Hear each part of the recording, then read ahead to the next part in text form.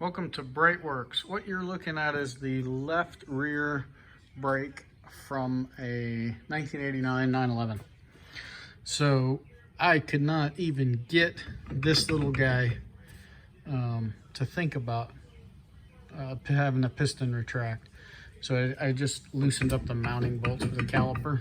We'll take it out just like that. But it's always nice to find a smoking gun. So here is the smoking gun that says this caliper was sticking, besides just the wheel warming up. And I mean, it would bleed fine, but here's a brake pad from the other side. So you got to assume that put these in at the exact same time, probably when the car was new. And then here's the outer brake pad from this side. And you can just see the difference in how much work this guy's done. So yeah, we know this guy is not happy, but he's about to get replaced with a completely restored caliper from PMB.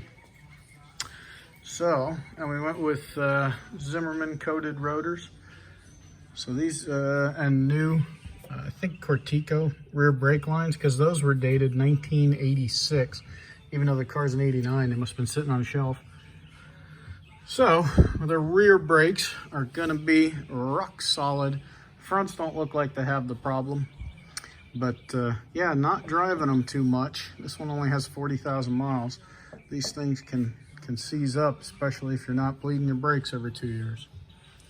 All right, well, the little trick I showed you, if the piston's stuck in the caliper, you can loosen up the two mounting bolts and you'll be able to get the entire thing off and go deal with it on your workbench. Thanks for watching. Check us out at brightworks.com.